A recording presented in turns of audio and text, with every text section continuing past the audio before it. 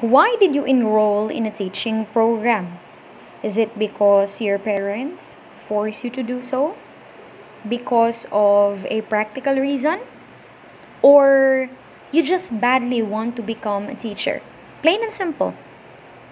Regardless of your answer to the question, class, what I am hoping is that you won't regret your decision at the end of the day.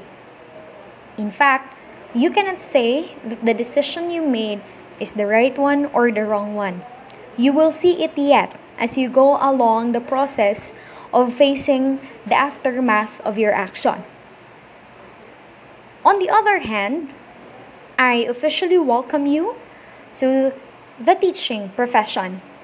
In this course class, we are going to talk about various principles, philosophies, and the nature of teaching profession in general.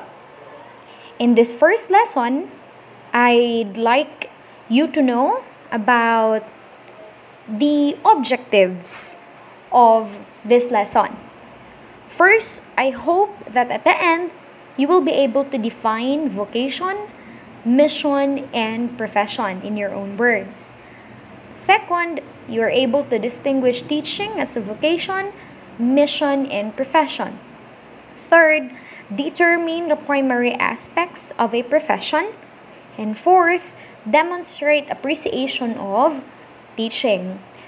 Class, I really hope na at the end of the day, no, you will be able to find a sense of belongingness in teaching profession. Siguro wala pa kayong biggest motivation to pursue the program, but what I am expecting is that you will be part of the teaching force, no? The builders of the foundation of profession in the society. And of course, that is education. According to many, excellent teachers are not born but made. We can understand from this that the knowledge and skills in teaching are not inborn, and hence they are acquired through constant and deliberate effort. One nurtures and develops his knowledge and skills as part of his lifelong commitment to the career he has chosen. And for him to have a deeper appreciation of that profession, he must develop deeper understanding and appreciation as a prerequisite to holistic learning. Now, the thing is, according to Siqueira 2012, teaching is a complicated process, no? Because as one teaches class, hindi lang kasi parang delivery of instruction. No. No? There are lots of things to consider kapag nagtuturo tayo. Before going further, no, teaching is a set of events outside the learners which are designed to support internal process of learning. While learning is internal to learners, teaching or instruction is outside the learners. Remember, class, that we are just facilitators of learning. No? We are just supporters of learning. It is only the learners themselves that can activate learning inside them. That's why learning should be meaningful. Yung pagtuturo natin, kailangan meaningful siya in order for our students to appreciate it and to remember it for the rest of their lives. Because as you can see, the reason, class, kung bakit may mga lessons tayo na ang dali-dali lang nating makalimutan, no? The reason for that is yung learning natin is hindi siya meaningful, no? Kasi if it is meaningful, then we can always remember it, no? If it is important or if it is made important by the one who taught us about it, then hindi natin siya makakalimutan. No? To make it clearer, for example, yung mga lessons natin sa math, arithmetic, for example, yung mga lessons natin sa English, no? Basic grammar, bakit natin sila nakakalimutan? Bakit kapag ituturo ulit ng college instructors natin, bakit parang first view pa rin? Bakit parang kaka-introduce pa lang sa atin, where in fact, it has been introduced to us for many instances na. It's because us, you yourselves, do not see it meaningful. You don't see it significant or important. That's why you always forget about it. So kapag nag-i-exam kayo class, para nyo lang sinusuka yung information, and then right after the exam, you forget about it. That is a manifestation that the learning that you have activated inside you is not meaningful at all. With this, what is teaching as a vocation? Vocation class, first and foremost, comes from the Latin word vocari, which means to call. Based on the etymology of the word, vocation therefore means a call. And if there is a call, there must be a caller and someone who is called. There must be also a response. The same metaphor class is applicable in the case of Christians. The caller is God Himself. In your case, Muslims, it is Allah. For non-believers, the call is experienced, but this may be viewed solely along a horizontal dimension, like a man calling another man. Let's relate vocation class to teaching. If teaching is your vocation, then it means that you said yes to your call to teach. Okay? You commit yourself in the total transformation of the learner, which means you want to develop the learners to become more humans at the end of the day. And of course, you consider teaching as a lifetime commitment, thus aim through the years toward quality teaching. Okay? So quality teaching means you are not into mediocre teaching. You don't settle for less. It means that every chance that you are given to teach, you always give it your best. So teaching class may not guarantee us financial security, but of course, there there are more important things than financial security. And if you really see teaching as your vocation, then you are able to see more meaningful reasons why you want to teach at the end of the day. Maybe it is about how inspiring or fulfilling the teaching itself. Second class, what is teaching as a mission? Mission comes from the Latin word missio, which means to send.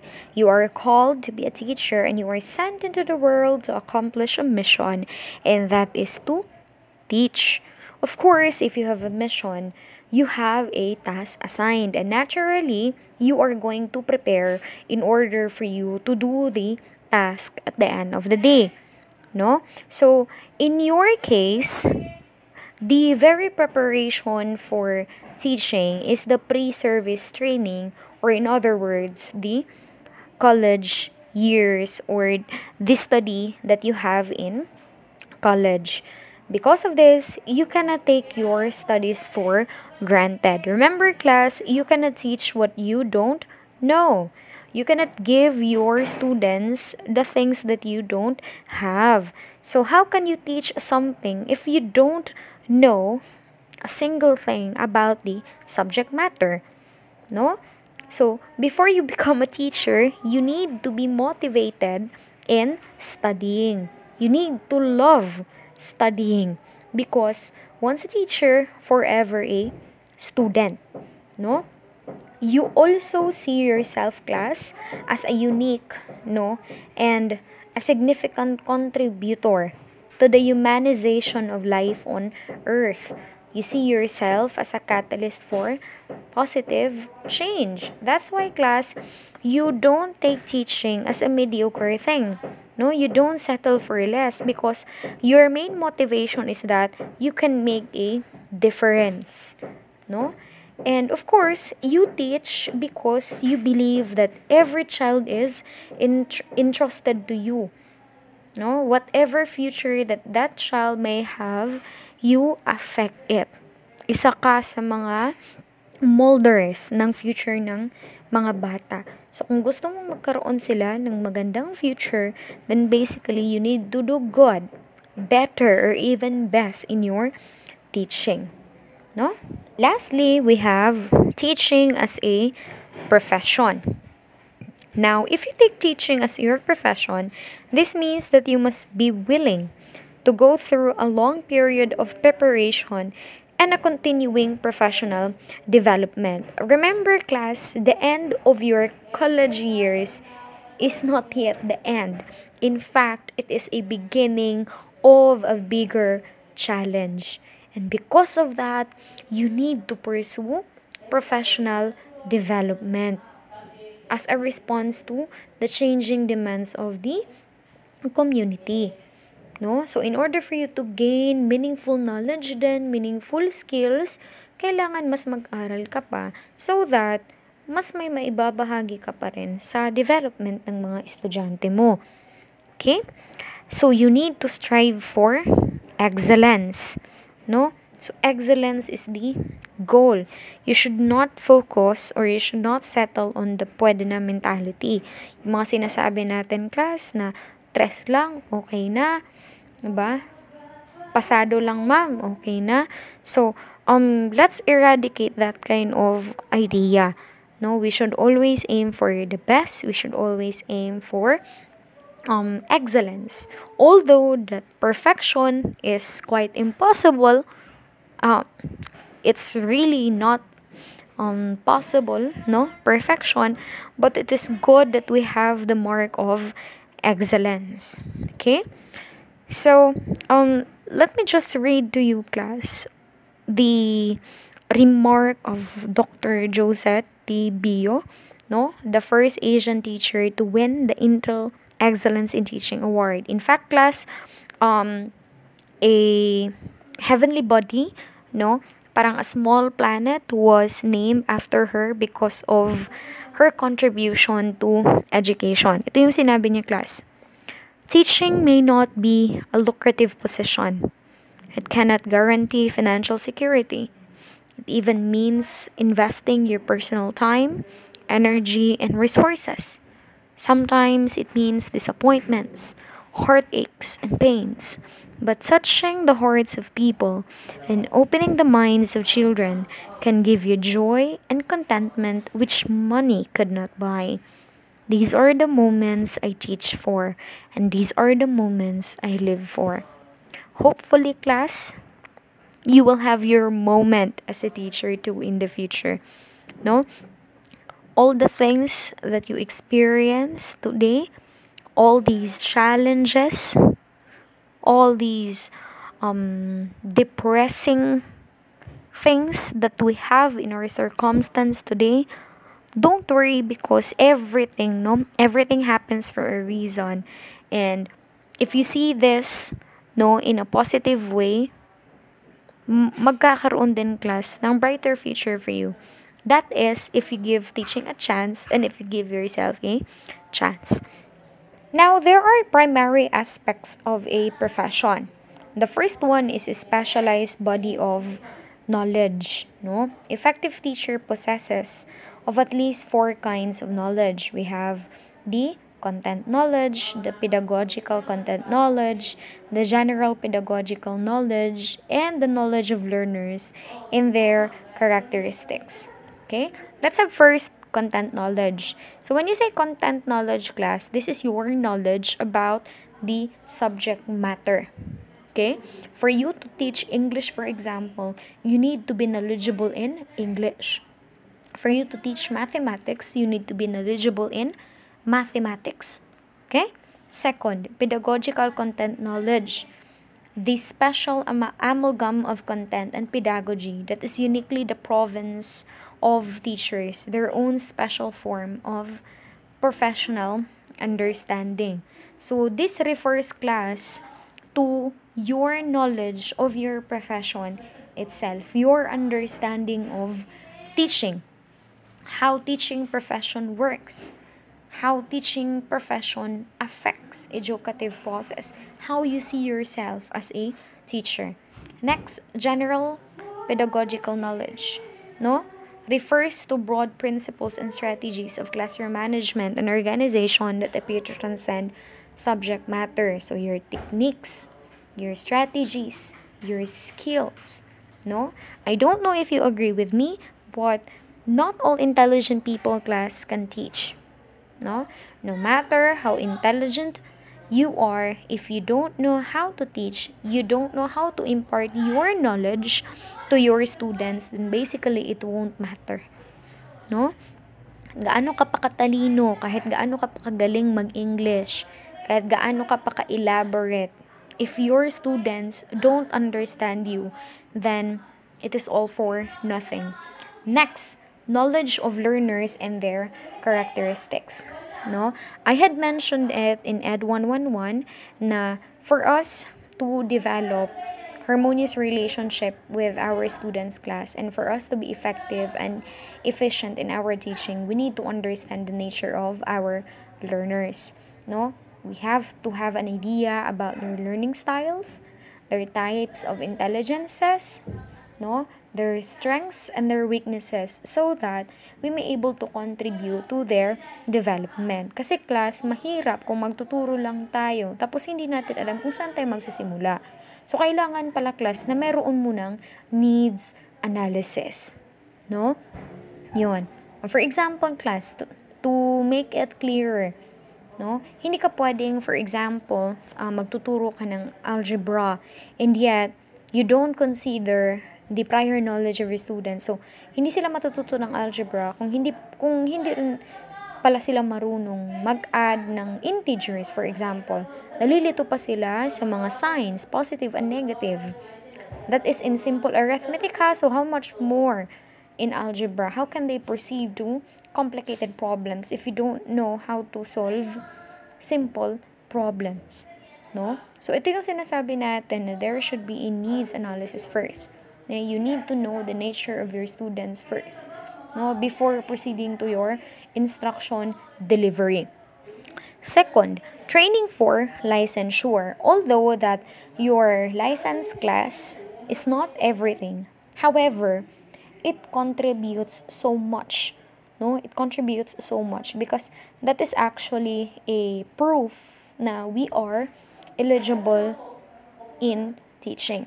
No, ibig sabihin class, we are recognized by the Professional Regulation Commission na we are capable of teaching. No? Next, autonomy. Teachers have freedom within the classroom to teach as they best see fit. No? So, ibig sabihin pala class, no, if you know a principal, for example, the principal cannot dictate the teaching style and teaching strategies of the teachers because first and foremost class, kailangan tayo ng mga teachers, tayo yung unang-unang nakakakilala sa mga students natin, and because of that, we know best kung ano yung dapat nilang matutunan at kung paano iyon ituro sa kanila. So specifically class, that is academic freedom, no? Academic freedom. Paano natin i-deliver yung instruction natin at ano yung pwede nating turo, no? So just like learners class, teachers perform best when at some point they are not restricted, no? Mas nagiging inspire yung mga teachers, mas nagiging motivated. Fourth, we have accountability, no? Accountability class. Teachers are accountable to their students, parents, other teachers, school administrators, and the public in general. Ito yung sinasabi natin, class, na teachers are responsible for building the foundation of the nation because we hold quality education, no? So, for example, at some point na if we are capable of developing engineers, good performing engineers, good performing doctors, attorneys, etc., etc., we are also accountable for developing liabilities of the society. Mga criminals, for example, mga terrorists, di ba? So, ibig sabihin pala, class, no? Ang goal dapat natin ng mga teachers is we develop positive change and not the negative one. Napakabigat ng responsibilities natin. That's why ngayon pa lang isipin nyo na, no? Isipin nyo na if you are really ready to perform these responsibilities. But more importantly, class, being a teacher is also a privilege and an honor, no? Sige. Last, we also have professional ethics. Teachers are duly licensed professionals who possess the dignity and reputation with high moral values as well as technical and professional competence. In the practice of their profession, they strictly adhere to, observe, and practice this set of ethical and moral principles, standard, and values. So specifically, class, this is the preamble of the Code of Ethics for professional teachers. Okay? So, when we become teachers, class, we need to become professional. No? For example, if we have problems at home, if we have our own challenges and circumstances, no, we need to be flexible and not bring those problems and challenges inside our classroom. Okay po? So, we need to maintain a strong grip sa mga sarili natin. Right? So, we should not mix, no, personal matters with professional matters. We need to know how to delineate. Sa madaling salita, class, kailangan alamin natin kung paano ilugar yung mga sarili natin, no? So, high moral values, no? High moral values. Remember, class, teachers are models, no? In order for us to become effective models, we need to apply it to ourselves first, no?